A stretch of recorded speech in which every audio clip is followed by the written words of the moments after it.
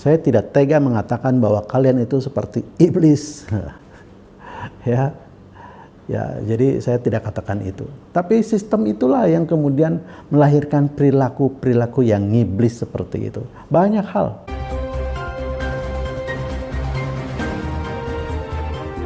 Welcome to your channel, Cross Cultural Institute. Berdiri tegak di tengah.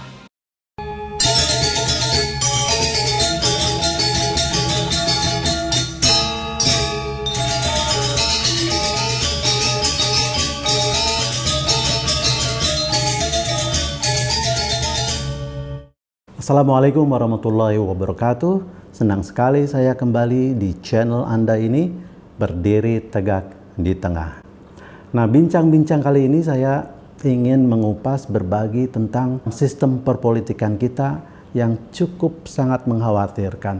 Ada satu peristiwa yang akhir-akhir ini viral, ya, yang telah menjadi diskursus orang Sunda pada khususnya ketika seorang Ria Dahlan yang meminta kepada Kejagung supaya memecat salah seorang Kajati karena di dalam rapat kerja menggunakan bahasa Sunda. Ya, sontak saja seluruh masyarakat Jawa Barat, khususnya orang Sunda, ya, menentang sikap Ria Dahlan ini, dan kita merasa tersinggung dengan cara ucap berpikir seperti seorang anggota DPR, apalagi dari Partai PDIP, ya, yang ruhnya adalah Bhinneka Tunggal Ika, yang mengagungkan perbedaan-perbedaan, yang mengagungkan keberagaman, yang mengagungkan persatuan dan kesatuan.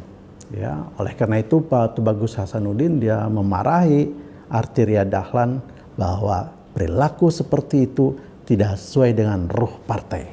Dan untuk itu kami setuju dan saya senang. Tapi yang ingin saya garis bawahi adalah ada beberapa orang anggota PDIP yang lahir dari Provinsi Jawa Barat orang Sunda. Seperti ada Atiana Tepitupulu, ada Ribka Ciptaning, ada Niko Siahaan, dan lain-lain, ya. Mereka bukan orang Sunda, ya. Saya tidak mengerti dia itu tinggal di Sunda atau tidak, di Jawa Barat. Saya tidak mengerti dia tinggal di Jawa Barat atau tidak, tapi dia berada di Senayan itu karena berangkat dari Provinsi Jawa Barat, karena dipilih oleh warga Sunda, oleh orang Sunda. Tapi apa yang dia lakukan ketika warga Sunda diusik oleh temannya sendiri?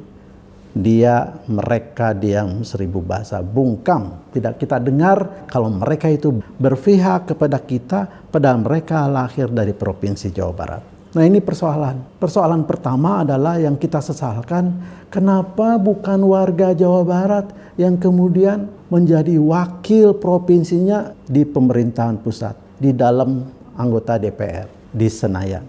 Itu bagaimanapun saya menganggap bahwa sistem ini buruk. Karena kejadiannya ketika permasalahan di daerah ini muncul, mereka tidak ikut serta, ikut menyelesaikan masalah kita sendiri di sini. Jadi kita menyelesaikan oleh kita sendiri. Mereka diam. Padahal mereka tinggal di Senayan itu karena jerih payah warga Jawa Barat. Nah, jadi kalau seandainya yang duduk di Senayan itu dari partai manapun, tapi dia mewakili Jawa Barat, boya kalau ada masalah seperti itu turun tangan dan ikut serta sebagai rasa empati. Jadi identik dengan itu. Kita juga mempertanyakan sudah seberapa banyak yang Anda perjuangkan di pemerintah pusat, yang Anda perjuangkan di Dewan mewakili kepentingan Provinsi Jawa Barat. Ini juga pertanyaan yang mengusik kita karena mereka adalah dari Jawa Barat. Nah, saya kira ini kembali kepada sistem politik kita ini.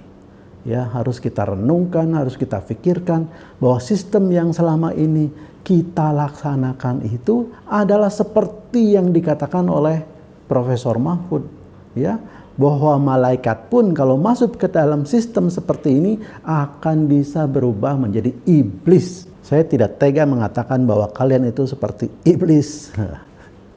Ya. Ya, jadi saya tidak katakan itu. Tapi sistem itulah yang kemudian melahirkan perilaku-perilaku yang ngiblis seperti itu. Banyak hal, ya, bukan persoalan ini saja. Saya kira wakil dari pimpinan partai politik di pusat, ormas-ormas yang di pusat, ya, harus dipilih dan orang-orang yang datang dari daerah, orang-orang yang cakep, yang punya wawasan nasional, yang pantas didudukan di pemerintahan pusat. Mereka didorong supaya duduk menjadi pengurus-pengurus, apakah partai politik, apakah itu ormas-ormas, ya, supaya menjadi pengurus-pengurus di tingkat pusat. Jangan hanya karena lahir dan gaul di Jakarta kemudian serta-merta menjadi pimpinan nasional, ya. Itu tidak mewakili apapun, tidak mewakili aspirasi apapun, karena Provinsi Jakarta dan Provinsi Jawa Barat dan Provinsi Papua itu secara hukum sama. Nah, kenapa kemudian orang yang lahir di Jakarta, ya, bergaul di Jakarta, kemudian mendapat privilege menjadi pengurus pusat, padahal dia tidak mengerti apa yang terjadi di daerah. Nah, ya, itulah problema yang sedang kita hadapi, ya, karena sistem yang ngiblis itu. Karena sistem yang buruk seperti ini, lahirlah hal-hal yang seperti itu. Ya, banyak aspek lain yang persis seperti itu, ya. Ketika dia itu tampil di pusat mewakili daerah tertentu, tapi aspirasinya tidak sesuai dengan apa yang terjadi di provinsi yang dia wakilinya. Ya. Oleh karena itu beberapa provinsi, ya, itu hampir tidak mempunyai wakil partai tertentu karena memang, ya, situasi kebatinan provinsi tersebut dengan partai yang ada sekarang itu bertentangan. Seperti PDIP di Sumatera Barat, ya, dia tidak punya wakil. Juga di Aceh.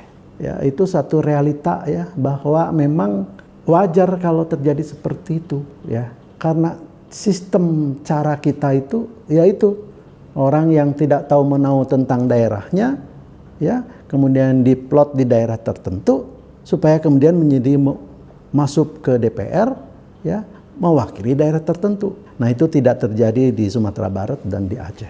Nah, mudah-mudahan daerah lain juga seperti itu, ya, ya, supaya kemudian fair saja, ya. Tidak mungkinlah Ajengan mewakili dari Provinsi Bali atau dari Manado. Ya, itu kita terima, ya. Tetapi apa yang terjadi di Jawa Barat? Ciptaning itu siapa? Tapi kita juga tidak ada masalah itu. Karena dia sukses di Jawa Barat. Ya sudah, nggak apa-apa. Cuman Boya berpihaklah kepada kita. Supaya kita merasa apa yang telah kita berikan kepada kalian, kalian juga memberikan return kepada kita. Begitu. Terima kasih. Wassalamualaikum warahmatullahi wabarakatuh.